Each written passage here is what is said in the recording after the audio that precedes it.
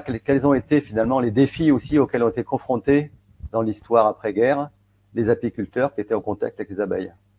Les défis ou les grandes étapes, ou voilà, qu'est-ce qui a été caractéristique de l'évolution de l'apiculture?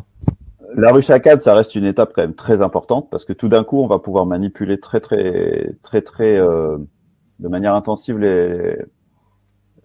les abeilles et très rapidement, on switch de quelque chose de très naturel auquel on touche très peu à quelque chose de très intensif. C'est-à-dire que il y a des témoignages vidéo par exemple sur le site de l'INA, il y a des archives vidéo qui datent de 1920 où on voit déjà dès 1920 toutes les méthodes quasiment intensives qu'on connaît aujourd'hui.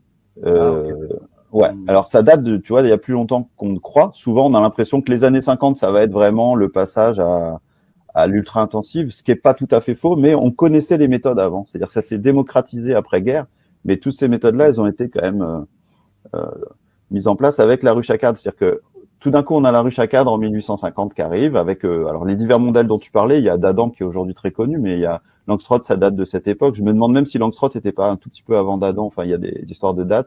Il y a la Bévaré qui arrive très très rapidement derrière parce que lui, il trouve que la d'Adam c'est trop grand et pas très adapté, donc il refait un modèle plus adapté à l'abeille. Enfin, il y a la Voirneau qui était adaptée plus. Nous, on a le climat normand, par exemple, il y avait beaucoup de Voirneau à l'époque. Enfin, chacun fait son modèle de ruche, mais ça reste de la ruche à cadre dans laquelle on peut manipuler, avec laquelle on peut beaucoup produire. Et ça, c'est une étape clé.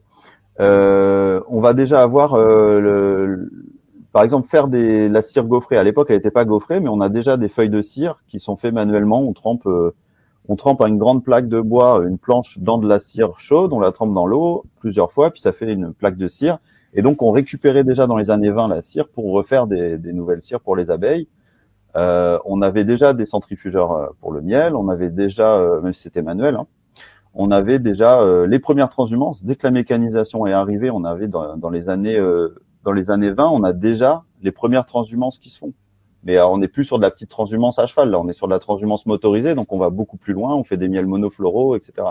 C'est plus parce qu'il y a toujours eu une transhumance de ruche, ça a toujours existé. Notamment, j'ai rencontré un apiculteur de Sologne qui me disait que eux, de manière très ancienne, ils faisaient à la charrette, ils bougeaient de quelques kilomètres les ruches pour leur apporter un peu plus à manger pour les périodes de famine. Ça a toujours existé, mais là, on est sur, voilà, dès qu'on a pu le faire plus loin, plus grand, plus fort, on l'a fait, quoi. C'est-à-dire que dès que la possibilité technique arrive, on le fait. Et dans cette vidéo des années 20 de l'INA, il y a aussi l'élevage de rennes. Donc, il y a déjà de l'élevage de rennes à l'époque. Alors, c'était bricolé, il n'y avait pas le plastique, il n'y avait pas tout ce qu'on connaît aujourd'hui, mais ça existait déjà quasiment pareil. Le matériel a un tout petit peu évolué, mais techniquement, c'est la même chose. Donc, tout ça, on sait le faire. Sauf que dans les années 50, on va commencer à le faire beaucoup plus parce je pense qu'il y a une demande au niveau du miel aussi qui existe. Il y a les coopératives qui se montent.